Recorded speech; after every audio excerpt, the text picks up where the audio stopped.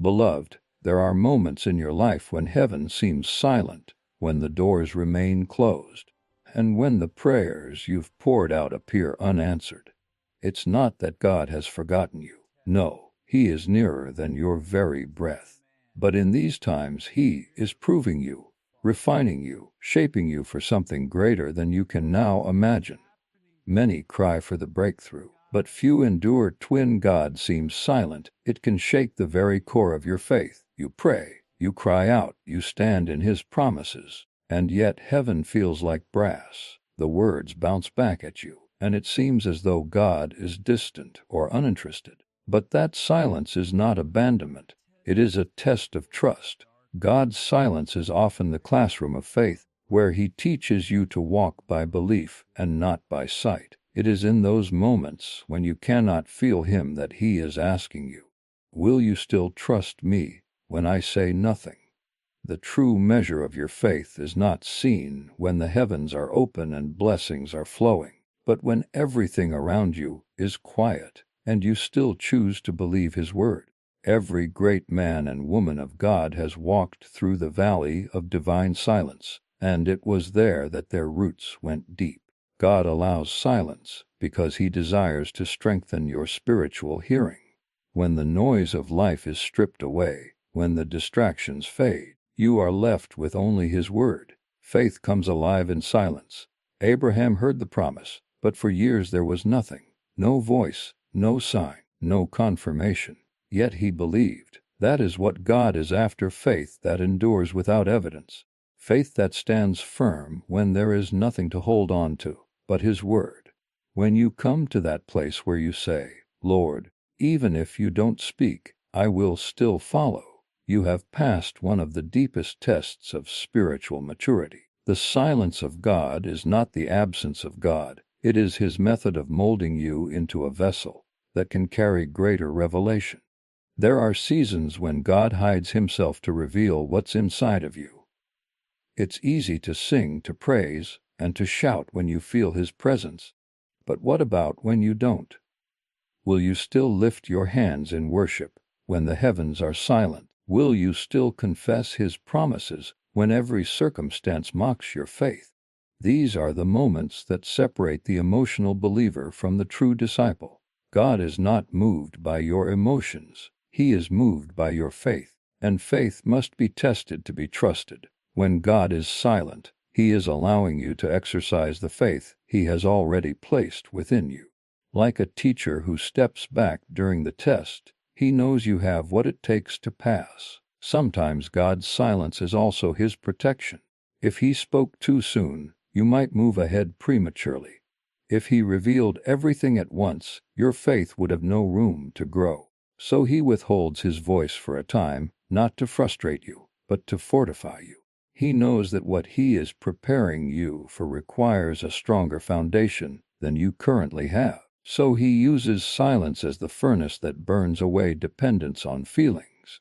He teaches you to stand on the immovable word, not the fleeting emotion. When God seems silent, He is actually inviting you to a deeper dimension of trust, a place where your confidence rests not in what you hear or see, but in who He is. The silence of God will either drive you away or draw you closer. Those who misunderstand it will accuse Him of neglect, but those who discern it will find intimacy hidden within it. Many of the greatest encounters with God are born out of seasons of silence. Jacob wrestled all night with no word from God, and by morning he came out transformed. Hannah prayed through years of barrenness, hearing nothing, yet her persistence birthed a prophet.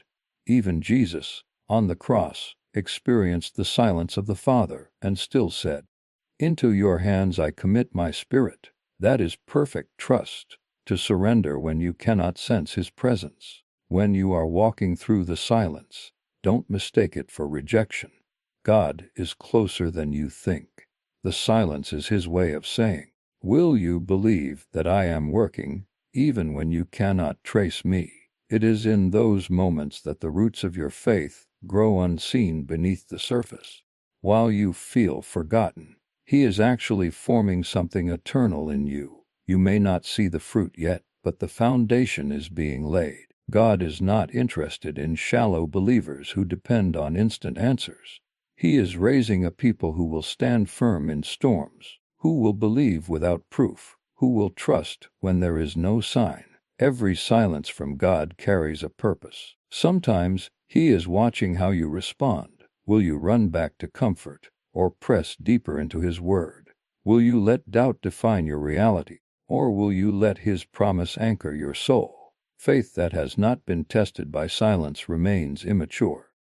But once you have walked through the stillness of unanswered prayers and come out still believing, you carry an authority that cannot be shaken. You begin to realize that silence is not a void. It is a voice in itself, a divine whisper saying, "Be still and know that I am God." When God seems silent, it is the moment to strengthen your resolve, to worship not because you feel like it, but because you know who He is. It is the time to remind yourself of every past deliverance, every answered prayer, every miracle that testified of His faithfulness. He who was faithful then is faithful now.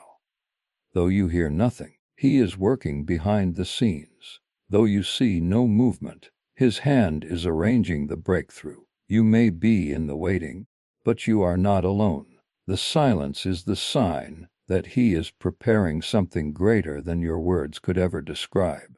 And your trust in this season is the seed that will unlock the next dimension of your destiny, the test that comes before it. God never entrusts His greatest blessings to untested hands. Before every great elevation, there is always a divine examination. When doors close repeatedly, it can feel as if the world itself has conspired against you. You stand before opportunities that once seemed certain, and suddenly they vanish without explanation. You prepare, you plan, you pray, and yet the way that once appeared open is shut tight.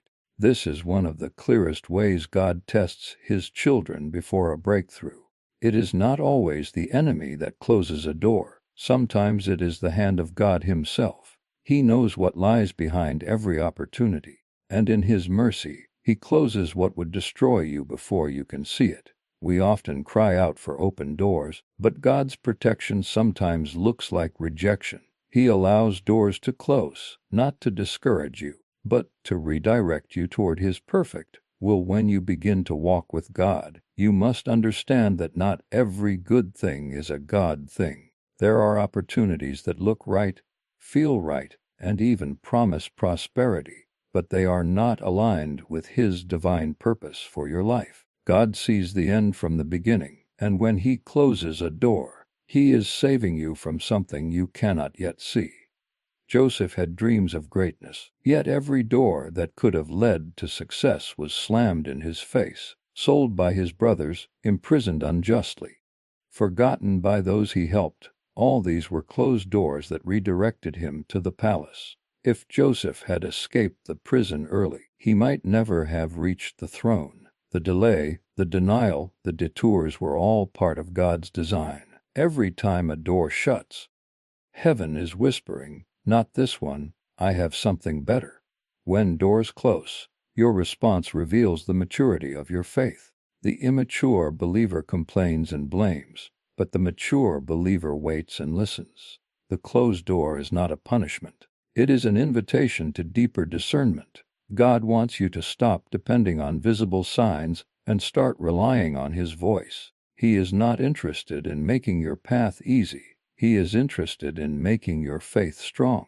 Every closed door trains your spirit to recognize His timing. The enemy wants you to see it as rejection, but God wants you to see it as redirection. He is not saying no to your destiny. He is saying no to your destruction. Sometimes the greatest blessings in life are the ones God withheld. There are times when you will pray earnestly for something that seems holy and right, yet the answer remains no. Even the Apostle Paul prayed 3 times for his thorn to be removed, but God said, "My grace is sufficient." When God closes a door, it is not because He has stopped loving you, but because His grace is leading you in another direction. The path to your breakthrough will not be a straight line. It will twist, turn, and narrow, but every bend has purpose. Closed doors force you to move in faith rather than familiarity. They stretch your spirit, reminding you that your life is not governed by human timing but by divine orchestration. Every door that shuts builds endurance in your soul. You learn to let go of control, to surrender your plans, and to trust the wisdom of a Father who sees beyond the moment. God's redirections are rarely comfortable, but they are always purposeful. Look back over your life, and you will see that the greatest blessings often came after disappointment. The friendship that ended, the job that slipped away, the opportunity that collapsed, all of it made room for something greater. God uses closed doors to clear your path of distractions. He knows that what you think you want now may be too small for what He intends to give later. His no is preparing you for a far bigger yes. When one door closes, it is natural to feel confused, even hurt, but faith calls you to rise above emotion. Faith says, if this is not the way, then God has another. This is the posture of a believer who has learned to trust divine redirection. The silence between doors is not wasted time. It is a sacred pause where God aligns your heart with His will. He may be closing one door to develop your character, to humble your spirit, or to teach you obedience. God cannot release you into the next season until you have learned what He intended in this one. Every closed door carries a lesson that equips you for the open door ahead. There are moments when multiple doors close at once, and it feels as if everything is collapsing. In those seasons, you must remember that God is not dismantling your life. He is rearranging it. He is positioning you for a place you could never reach on your own. The disappointment you feel today will one day become the testimony you tell tomorrow.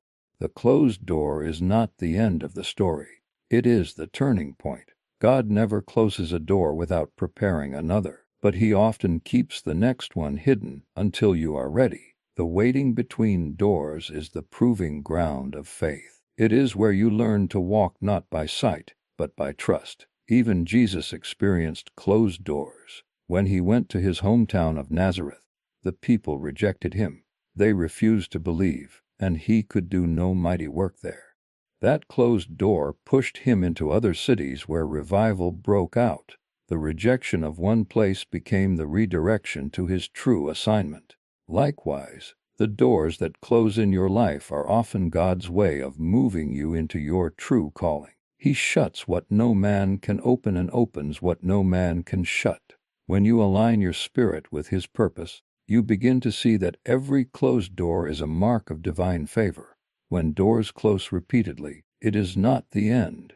It is the beginning of a deeper journey with God. Each shut door is a teacher, each disappointment a message, each delay a hidden act of mercy. The key is to trust that the one who holds the keys knows what He is doing.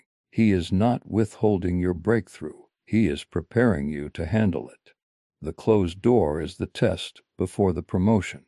When you can thank Him for what He closed as much as for what He opened, you have passed the test of trust. God's redirection is never rejection.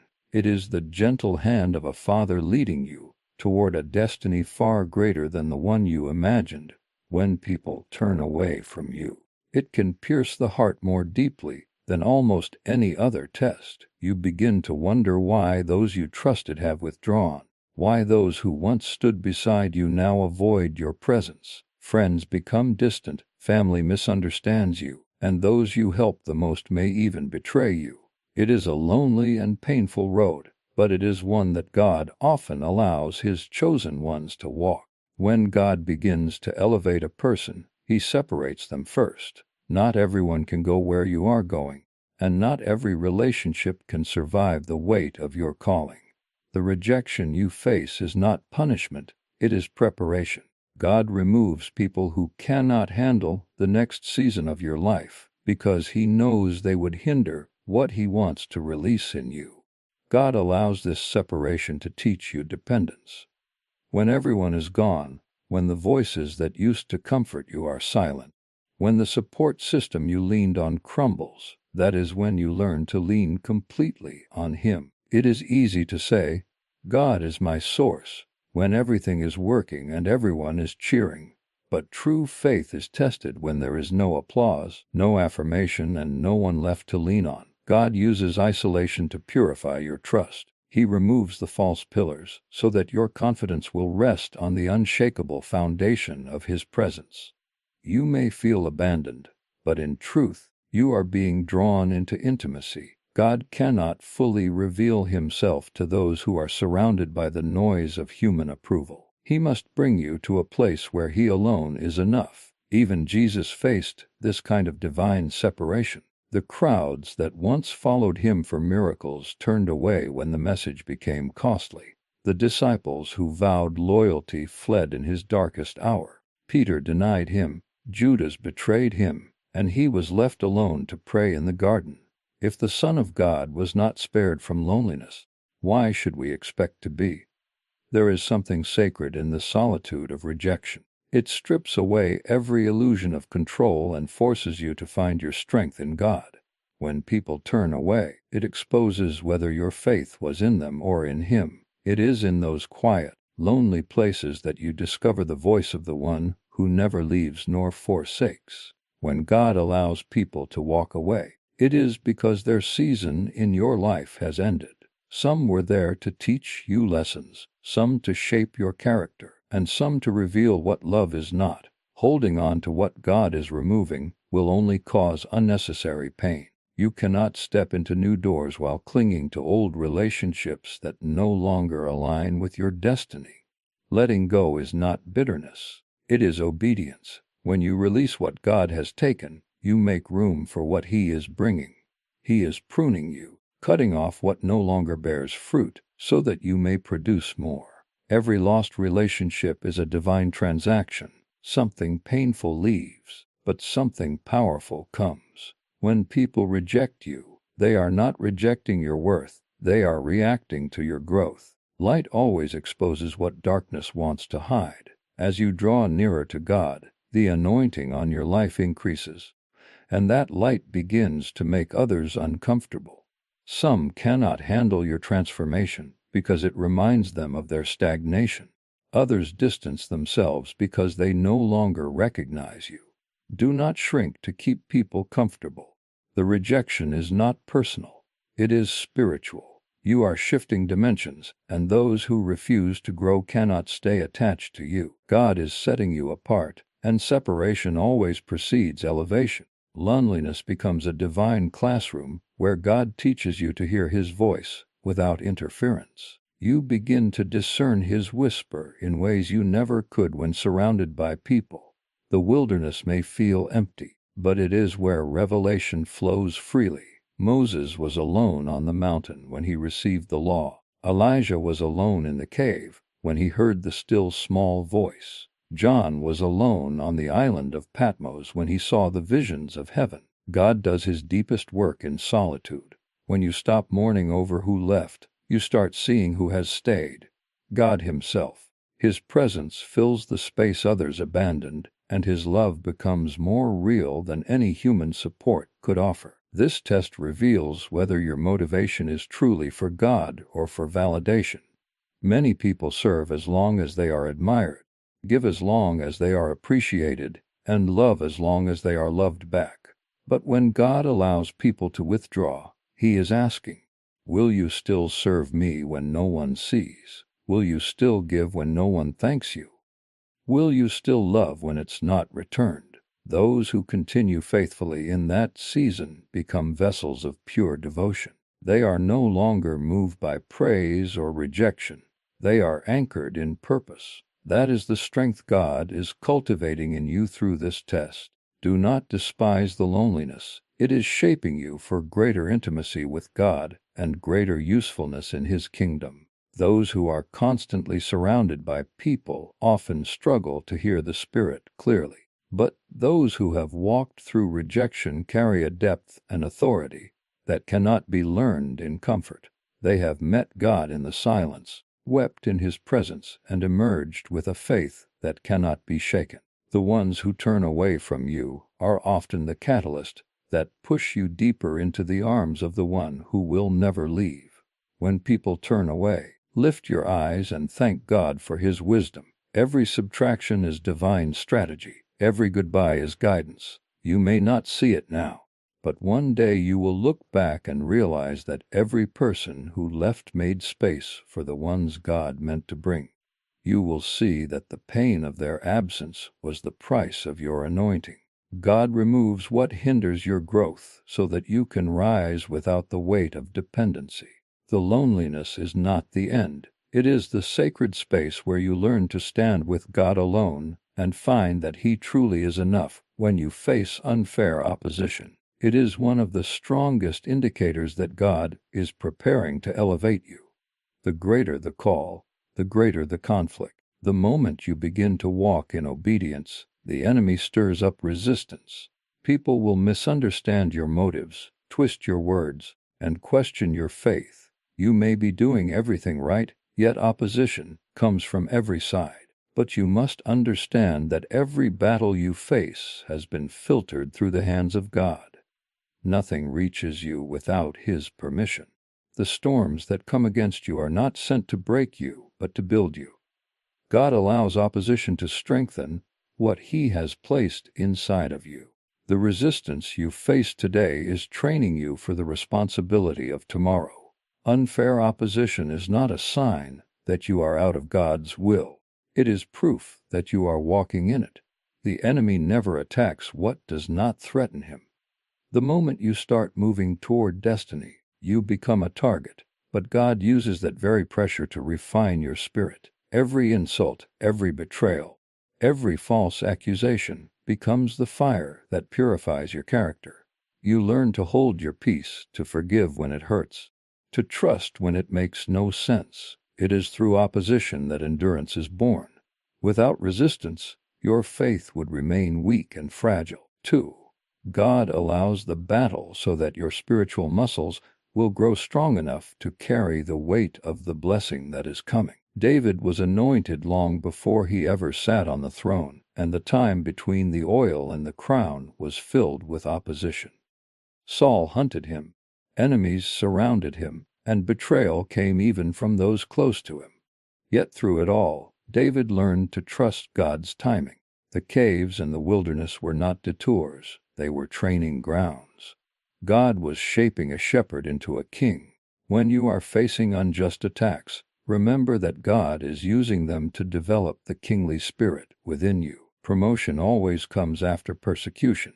If you cannot handle the jealousy, criticism, and resistance now, you will not have the strength to carry the influence later. Unfair opposition is God's way of testing your heart. He watches how you respond when you are treated wrongly. Do you retaliate, or do you release? Do you defend yourself, or do you let Him vindicate you?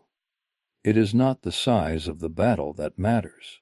It is the posture of your heart in the middle of it. When you choose humility over pride and forgiveness over bitterness, you disarm the enemy's strategy. Opposition loses its power when you refuse to respond in the flesh. God is not looking for those who can fight back. He is looking for those who can stand still and trust Him to fight for them. The quiet strength that comes from surrender is far greater than the temporary victory of self-defense. Sometimes opposition comes not from strangers, but from those you least expect. The ones you helped may become the ones who hurt you. The ones you prayed for may turn their backs on you. This, too, is part of the process. God allows betrayal to teach you dependence on Him alone. Jesus faced the kiss of Judas before the crown of glory. The betrayal was not meant to destroy Him, but to fulfill His purpose. Likewise, every unfair situation you face is preparing you for something greater. God uses what was meant for evil and turns it into a tool of transformation. The hands that wounded you become the very instruments that push you closer to your destiny. Unfair opposition also exposes the motives of those around you. It reveals who is truly for you and who was only there for what you could offer. When pressure comes, pretenders fall away and the genuine remain. This cleansing process may feel painful, but it is necessary. God removes counterfeit support so that when you rise with purity and discernment. You will no longer depend on the approval of others, because you will have learned to stand on God's affirmation alone. The fire of opposition burns away the need to please people and leaves behind a heart wholly devoted to pleasing God. The greatest danger in seasons of opposition is allowing bitterness to take root. If you let anger grow, it will poison your spirit. God allows the attack to shape you, not to harden you. He wants you to respond with grace, even when grace is undeserved. That is what sets apart the child of God from the world. Anyone can love those who love them, but only a spirit filled with God can bless those who curse. Every unfair situation is an opportunity to display the nature of Christ. When you bless instead of curse, forgive instead of fight, and endure instead of escape, heaven takes notice. God records your response, and in due time, He rewards your faithfulness. You may not understand why certain people rise against you, why lies spread, or why doors close because of gossip and envy, but you must remember that God sees every injustice. He has not forgotten the tears you cried, or the pain you endured quietly. When the time is right, He will turn the tables. The very ones who opposed you will witness your elevation. The opposition you are facing now is the announcement that you are close to your breakthrough. The enemy only fights those he fears. If the attack has intensified, it is because you are on the verge of stepping into something extraordinary. God uses opposition to train your spirit for victory. Warriors are not made in comfort but in conflict. Every blow you withstand, every disappointment you overcome, every injustice you forgive builds unshakable strength inside you. When the next battle comes, you will not crumble, you will rise. You will no longer fear the storm because you have learned to see God in the storm. You will realize that what was meant to break you was actually building you. The opposition that once made you weep will one day make you worship. And when you come through, you will not only have victory, you will have the character, humility, and endurance to carry it well. When you're asked to wait, it feels like the hardest test of all. Waiting stretches your soul and challenges your patience. You pray and believe, yet nothing seems to change. Days turn into weeks, weeks into months, and still the promise remains distant. The waiting season is not a punishment, it is a divine process. God uses time to prepare both you and the promise. What you think is delay is actually divine development. The waiting room is the workshop of faith where God matures your spirit, refines your motives, and strengthens your dependence on Him. Every great move of God is preceded by a season of stillness. You may not see the progress, but something deep within you is growing stronger every day you choose to trust instead of complain. When God asks you to wait, He is not withholding your blessing. He is cultivating your capacity. If He gave you the promise too soon, it would crush you. The weight of glory requires shoulders strong enough to carry it. God waits until your heart is anchored in Him, not in the outcome. He is more concerned with your preparation than your position. Many pray for promotion, but few are willing to endure the process.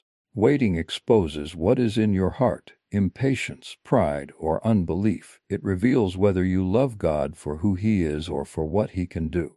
When you learn to wait without wavering, you prove that your faith is genuine. The promise does not strengthen your faith, the waiting does. The Bible is full of people who had to wait before stepping into their destiny. Abraham waited 25 years for Isaac. Joseph waited 13 years between the pit and the palace. Moses waited 40 years in the wilderness before leading Israel out of Egypt. David waited years between his anointing and his coronation. Even Jesus waited 30 years before beginning his ministry. Waiting is not wasted time, it is sacred time. It is where God forges the vessel that will carry His glory. You may feel forgotten, but heaven is working behind the scenes. While you are waiting, God is aligning circumstances, preparing hearts, and positioning people for your promise. In the waiting, your faith is purified. When answers don't come quickly, you are forced to lean on the Word rather than your feelings. you begin to realize that true faith is not proven by how loudly you can declare the promise, but by how quietly you can endure the delay. Waiting transforms your prayers. Instead of saying, "When, Lord," you begin to pray, "Make me ready, Lord." You stop chasing outcomes and start seeking intimacy. You stop focusing on the timing of the blessing and start focusing on the presence of the blesser. That is the true victory of waiting, not the arrival of what you wanted, but the transformation of who you become in the process. God never wastes a season of waiting. Every delay serves a purpose. Sometimes He is protecting you from something you cannot yet see. Sometimes He is teaching you to rely on His strength rather than your own. Sometimes He is allowing you to mature so that you can handle the promise with wisdom and humility. Waiting builds spiritual stamina. It strips away impatience and self-reliance. It teaches you how to rest in faith even when nothing seems to move. While you wait, you are being trained for what you prayed for. God's timing is not denial, it is perfection. He knows the exact moment when the pieces will align, when your heart will be ready, and when His glory will be revealed through your obedience. The waiting season is where trust becomes more than a word, it becomes a way of life. You learn to praise God not for what He has done, but for who He is. You learn to walk by faith and not by sight. Each day of waiting is a step of surrender. You start to see that patience is not passive, it is powerful. It is the posture of someone who believes that God is faithful, even when nothing visible confirms it. The enemy tries to convince you that waiting means God has forgotten, but the truth is, God does His best work in silence. Seeds grow underground before they ever break through the soil. Likewise, the promises of God are often fulfilled beneath the surface long before they appear in your life. When you feel weary in the waiting, remember that even delay has purpose. God is not just preparing the blessing for you. He is preparing you for the blessing. The longer the wait, the greater the glory. Some doors take longer to open because what's behind them is greater than you imagined. The waiting season teaches you endurance, and endurance produces character. By the time the promise arrives, you will not only receive it, you will be ready to sustain it. 2. You will no longer be desperate for answers, because you will have found contentment in His presence. Waiting breaks the addiction to control and replaces it with peace. You begin to live from a place of rest, trusting that what God has promised, He will perform. Those who rush ahead of God often miss the fullness of His plan. Impatience leads to Ishmael, but patience produces Isaac. When you force the timing, you end up with a blessing that lacks the breath of God. But when you wait, you inherit something eternal. God is not slow, He is strategic. His delays are designed to protect your destiny. Every second of waiting is preparation for a suddenly. What seems delayed in your eyes is right on schedule in His. When the time comes, it won't be a slow unfolding. It will happen quickly, supernaturally, and unmistakably. Until then, your job is to stay faithful in the process. Keep praying, keep believing, keep sowing, keep praising. The waiting season is not a pause. It is part of the plan. Waiting will always test your endurance, but it will also reveal your depth. Those who trust God in the waiting are those He can trust with greater things. Every promise worth having is worth waiting for. The delays that frustrate you today will become the testimonies that inspire others tomorrow. The longer the wait, the stronger your foundation will be. You will realize that God's timing is never off, that every closed door, every slow answer, every quiet season was leading you to the exact place He intended all along. Waiting is not God's way of withholding, it is His way of working. The waiting room is not where promises die. It is where faith is perfected, when everything is stripped away. When all that once gave you comfort and strength is taken, you enter a season that tests the very foundation of your faith. God sometimes allows everything around you to fall apart, not because He wants to destroy you, but because He wants to reveal Himself as your only source. He removes the things you depend on so that you can learn to depend on Him completely. When you lose what you thought you couldn't live without, you discover that His grace truly is sufficient. The stripping season is not a sign of God's anger, but of His deep love. It is His way of pruning your life, removing what is temporary so that what is eternal can remain. The things you lose in this season are not losses, they are exchanges. God is taking away what's fading to make room for what's lasting. This is the test that every person of faith must endure. It is the breaking that comes before the blessing. God cannot fill a vessel that is already full, so He empties you of everything that competes with His place in your heart. You may lose relationships, opportunities, possessions, or security, but in that emptiness, you find something far greater, the presence of God Himself. The stripping season teaches you that your identity is not in what you have but in who He is. When everything familiar is gone, and you stand alone with nothing but His Word, you begin to know Him not as a concept, but as a living reality. You realize that even if everything else is taken, you still have everything because you have Him. When Job lost everything, his wealth, his children, his health, he was not being punished. He was being purified. God trusted Job enough to strip him. Knowing that Job's faith was genuine, the loss revealed what could never be shaken. When everything was gone, Job could still say, "Blessed be the name of the Lord." That is the faith God is developing in you. The kind of faith that worships in the fire, that stands in the storm, that loves Him even when life makes no sense. The stripping season exposes what your faith is built on. If it's built on blessings, it will crumble when the blessings fade. But if it's built on Christ, it will stand firm no matter what is taken away. God allows the stripping to detach you from what cannot sustain you. Sometimes, you don't realize how attached you've become to things until they're gone. You may not even see how much your security has shifted from God to people, plans, or possessions. So He lovingly removes those false anchors, not to harm you but to set you free. What feels like loss is actually liberation. When you no longer cling to what you can lose, you are finally able to hold tightly to what can never be taken. God is jealous for your heart, and He will not share it with idols. He will strip away everything that tries to take His place, because He knows that only His presence can satisfy your soul. In the stripping, God does not leave you empty. He fills you differently. He replaces dependence with trust, pride with humility, fear with peace. You begin to see that you don't need to understand everything to believe Him. You don't need to have control to feel secure. You begin to walk by faith, not because it's easy, but because it's the only thing left to do.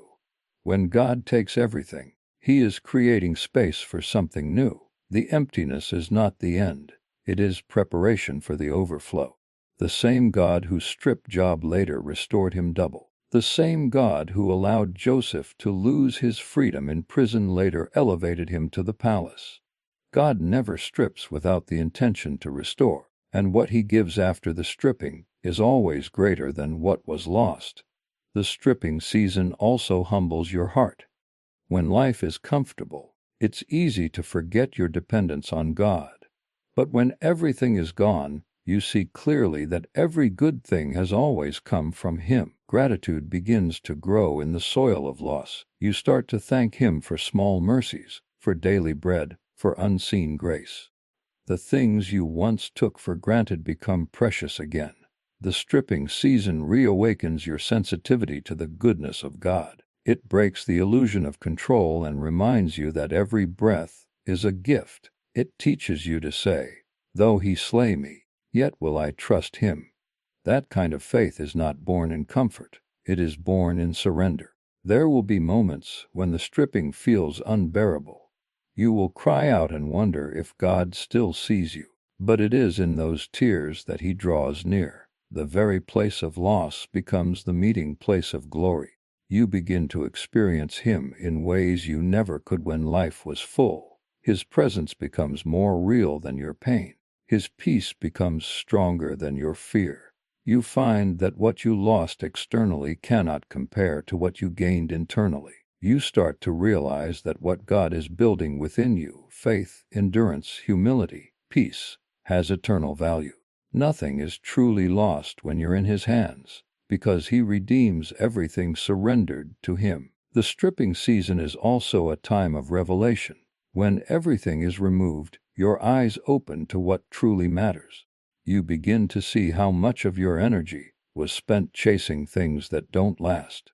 You see how distractions masked your purpose and how comfort dulled your hunger for God. The loss clears your vision. You see Him more clearly, hear Him more distinctly, and love Him more deeply. You understand that the purpose of this test is not to take something from you, but to reveal what cannot be taken: your faith, your calling, your eternal inheritance. What God builds in the stripping season is indestructible. When everything is stripped away, you learn to live with open hands. You stop grasping for control and start trusting in surrender. You become light, unburdened, free from the attachments that once ruled your emotions. You find joy that is not dependent on possessions, peace that is not dependent on circumstances, and faith that is not dependent on outcomes. God's goal in the stripping is not to leave you barren, but to make you fruitful in a new way. When He restores with purpose, and the vessel that has been emptied becomes the vessel that carries glory. You come out of that season not the same as before, stronger, purer, freer, filled with a faith that no loss can destroy.